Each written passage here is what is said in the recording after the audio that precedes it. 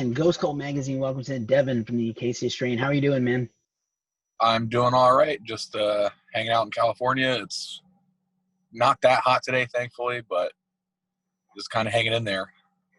Nice. Hot up here in the East Coast, here in New York City. So yeah, man, lots to unpack and talk about. Slow Decay is the new record coming this summer from Rise. You guys have put out an incredible series of singles and mini EPs and 7 inches. Been really an amazing journey watching this unfold.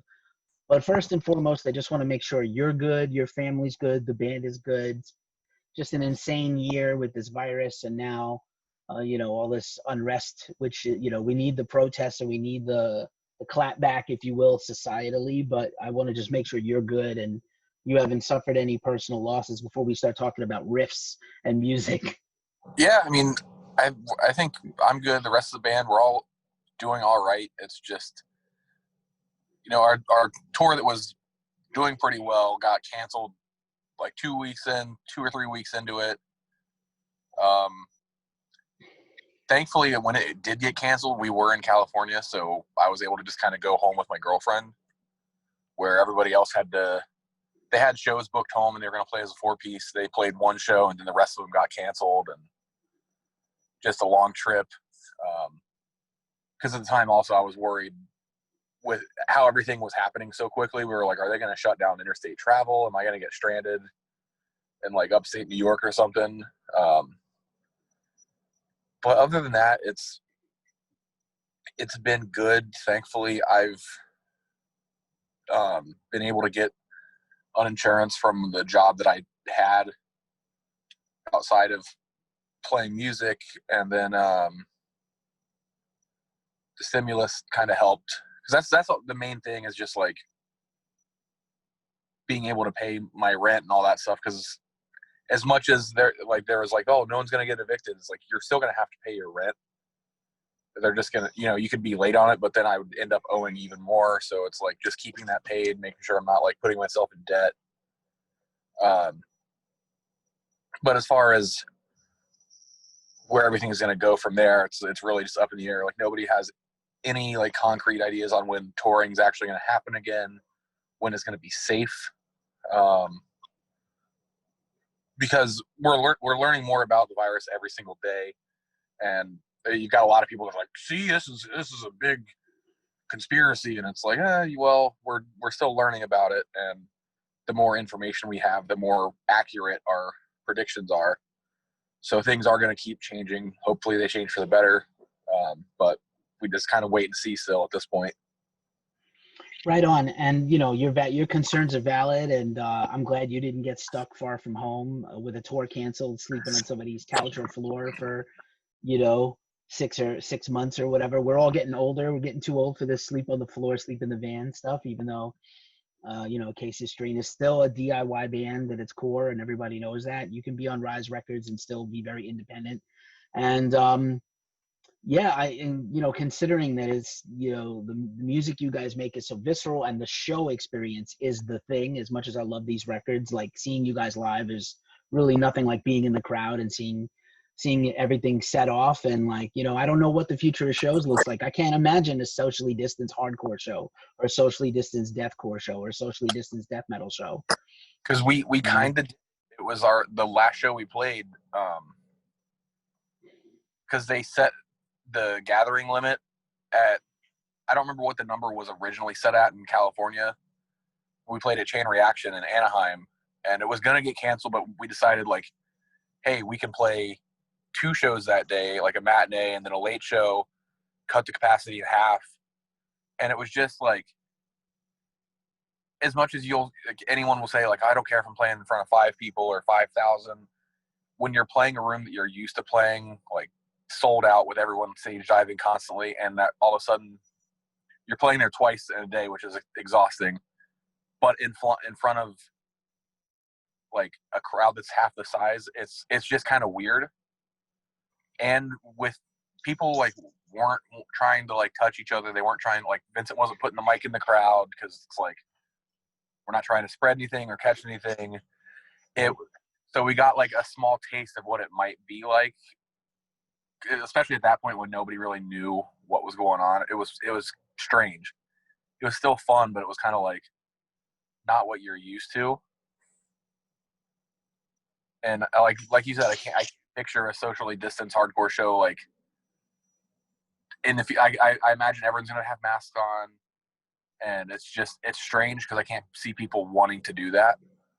But at the same time, I know people are dying to be able to go to shows again. Myself included. Going to shows is my whole life. I do most of these interviews in person. I'm happy to have technology like Zoom and WhatsApp and stuff to talk to people across the globe, Skype. But yeah, this is my whole life, is going to shows, photographing bands, and being in the pit. Even at this advanced age I'm getting to, where I'm getting too roly-poly to get punched around. Yeah, man, it's just wild. Again, and the Chain is a legendary place. I'm glad they let you guys do that. I'm just glad you're safe. I'm glad the band made it back home safe.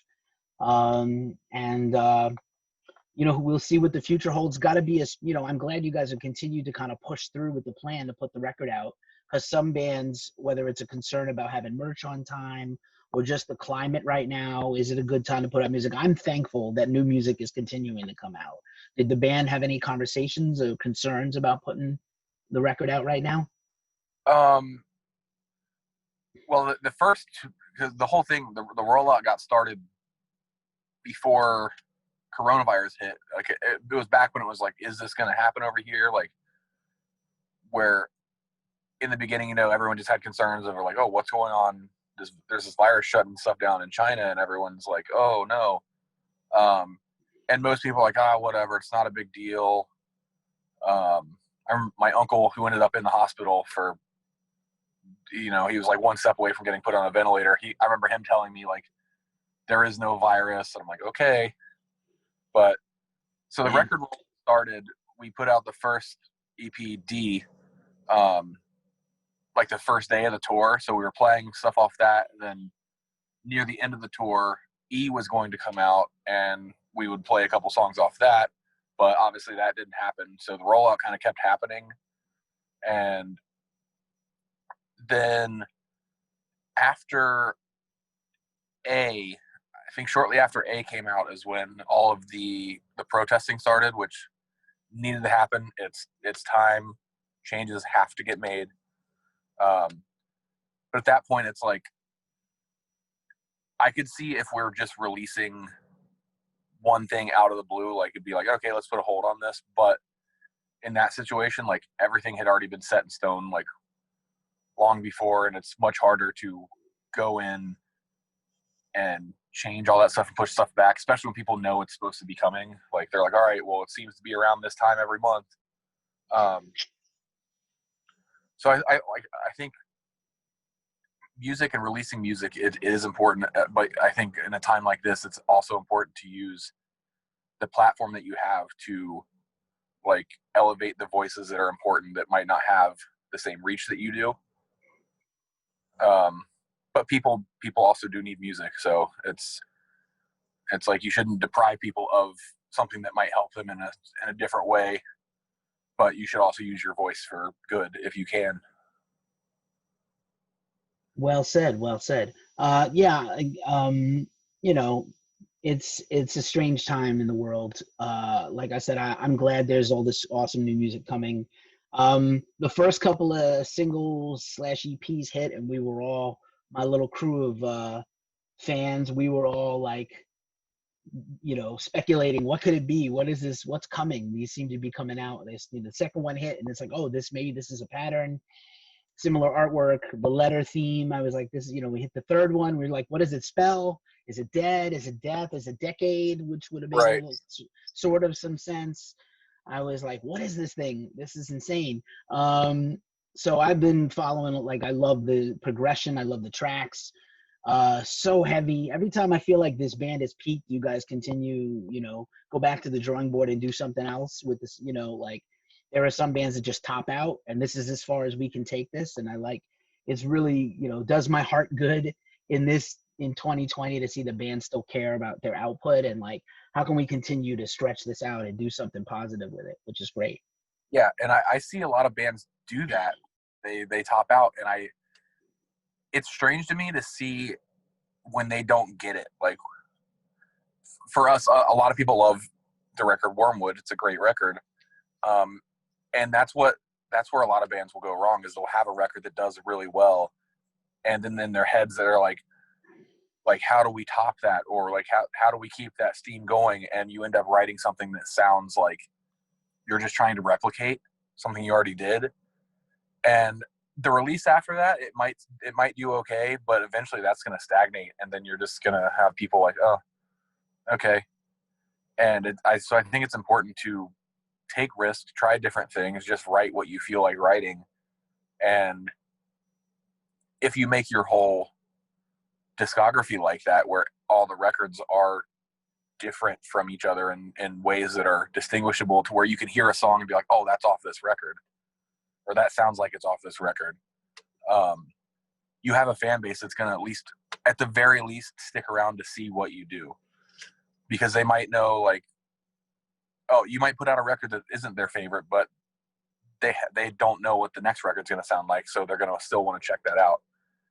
And it's unfortunate where there's some really talented bands out there that they get in their head that they like, because obviously it's like you want to keep your fan base because it's your source of income and living.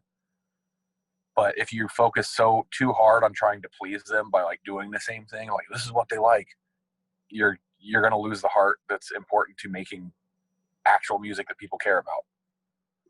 Indeed. And then I think there's I'm going to throw some credit to Rise, because Rise is a label where their roots were in hardcore and their roots were in scene music, if you will, though that little used word around these days. But I feel like in the past, before Rise came about, I think there was probably a lot of labels that would say, like you said, this worked, double down. Your next record, try to double down on that, whatever worked, because that's typical music industry philosophy, whether it's journalism, marketing. If something works, do it hardcore more the next time.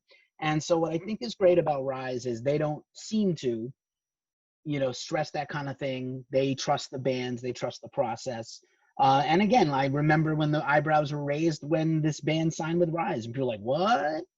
How? Why? And I was like, it's perfect. It is a perfect match. I think the label and the band understand each other, and Yeah, something weird. People get really hung up on like what label you're on, and I mean, essentially, a label is just a bank who's going to give you the loan to record your record. Right. The difference in those banks being that some want to do things to expedite their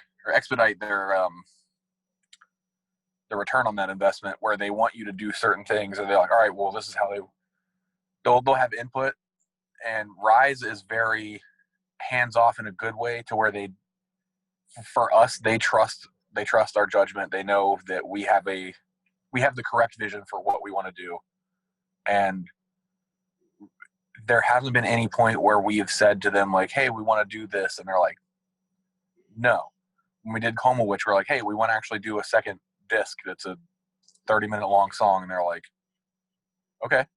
And then we said, hey, we, instead of just releasing a record, we want to release it as a series of 7 inches, and then put that stuff together with some more music at the end. And they're like, okay.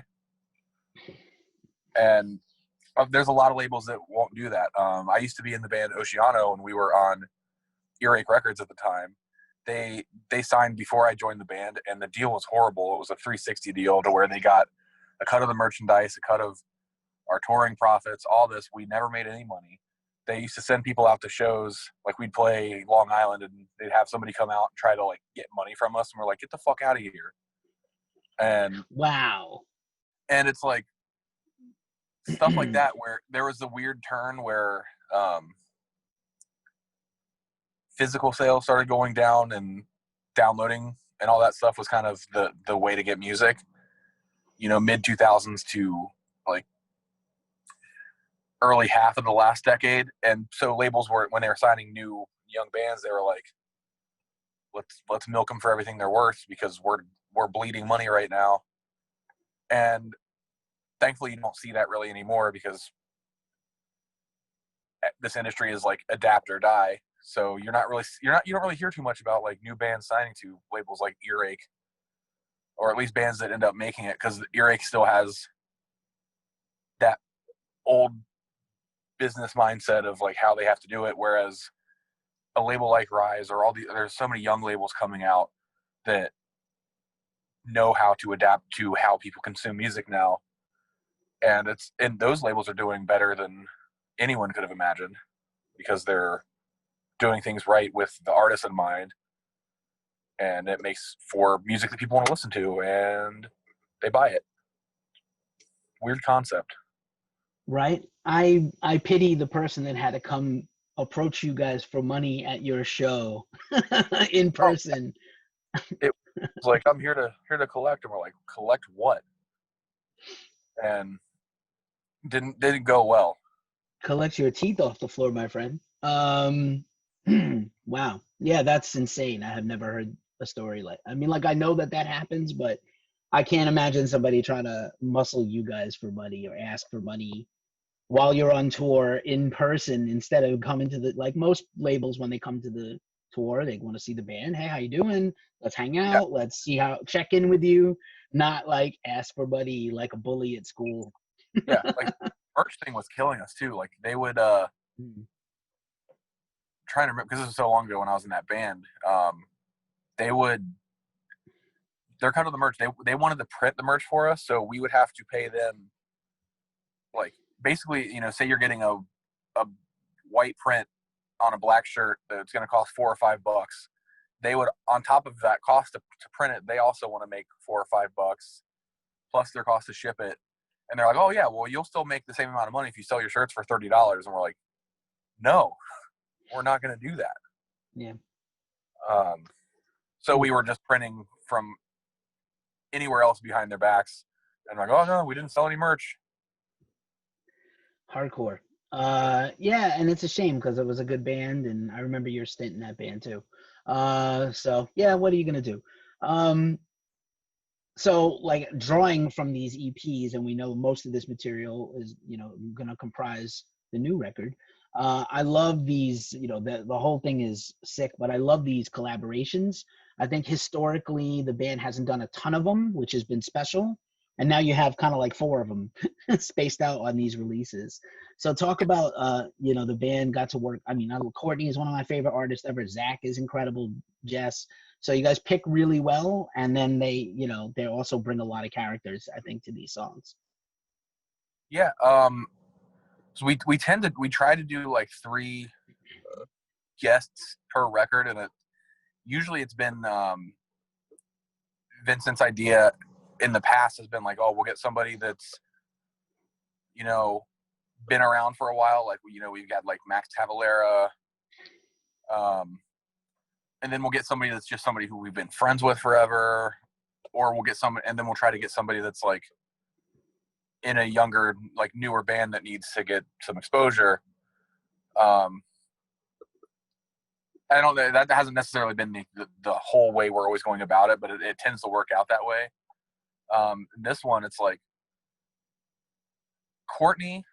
I toured with her like years ago when she was in I Wrestled a Bear once. We've been friends ever since, and like we needed we were wanting to have like a good female vocal to end that song, and it's like, oh well, I know that she would do it. Her and her husband have a recording studio; they can make it happen, and it happened. It was in the process. I remember her telling me, like, because they're up in Western Canada, and I guess their studio is like kind of out in the woods or something. They lost power when they were first trying to record, so it was like it was kind of a headache on their end because they're like really trying to make it happen. And of course, like I know them and I trust them, so I'm like, they're not give me the runaround. But there's some people, if you would have got those stories, you're like, okay, what's going on? Sure, all the power went out. Okay, but yeah, they got it done like we knew they would, and it sounded awesome. She gave us a bunch of different layers and harmonies, and was just like, do what you guys need to do with these to make them work for you. And with them having Zach on the song, like I managed Left Behind, and we've toured with them a bunch of times. So it was like a no-brainer to finally be able to pull him onto a song. And like Jess, we played with her band before, and it was awesome. She has a very unique voice, so we're like, oh, let's put her on something. And then Aaron, we played with Jesus Piece a ton of times, and it's just bring your friends over for the party. Word. Because it kind I of love it. having that on a record, I think, is cool because it lets people know in a live setting, like, this isn't just us, it's all of you as well. It's for everybody. Come up here, take the mic from us, have a good time, because it's not like going to see a concert where you're like, okay, well, I'm going to go stand and watch this band. It's like, no, you're a part of it too. You're just as big a part of the show as we are. Word. Again, great job on those guests, and the rest of the songs are also killer. I can't wait to hear the extra new ones that were still have yet to be revealed, but I'm really stoked about them. And again, any new music from the Acacia strain is always a cause for celebration. And your whole team on both sides of the Atlantic, because I have contacts on both, have been doing a great job pushing the band also. I guess just for a final thought, since the record's coming out over the summer and we're not yet through this coronavirus stuff, so I don't think there's going to be any touring still for a while. Have you guys talked about doing any live stream events or playing? Obviously, the band is a little spread out, so have you considered that at all? Yeah, I know. As far as like live streaming shows, we haven't, and it's only because with that concept being so new and it being like, well, how much can you profit off of this? As much as we would love to get together and play, it costs us all a lot of money. Where, I live in California, Griffin lives in Iowa, Tom lives in North Carolina, and Vincent and Kevin are in upstate New York. So it's like we all have to travel there, travel back, and on a tour that's no problem because that money gets made back in no time. But it's like with the uncertainty of like how much money you have coming in just without playing and all that stuff, it's like, do we want to risk spending the money to get us all together? Do we want to risk our health in the traveling? Because it's like, I don't really want to get on a plane right now.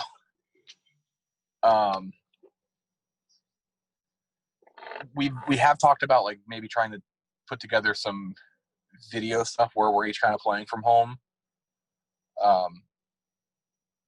But we're still like just figuring out the best way to go about doing that.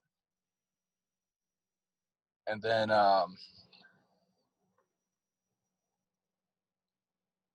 yeah, I mean that's pretty much what we've talked about on that end. Like, hasn't gone very far because everyone's still trying to get their own shit figured out.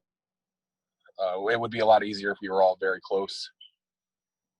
But as time goes on, people move, you get new members who live far away. And thankfully, because of technology, is like you can be in a band with somebody from anywhere. True. But yeah, man, thank you for spending this time with me and Ghost Cult and our fans. I definitely implore everybody to check out all those the bands of the guest artists on the new record, Slow Decay, coming out this summer from Rise Records. And it's always a pleasure, man. I really appreciate chatting with you, and please be safe. And I have a gut feeling the protests and the riots are going to continue probably longer than the virus, but that's a good thing. Yeah. So we'll end on a positive note. They need to keep going until the changes that are needed actually happen. Indeed. I'm glad that people aren't shutting up about it. Definitely. Fists high and voices loud. That's what's up. Thank you so much, Devin, man. Take care and be safe out there, okay? Thank you.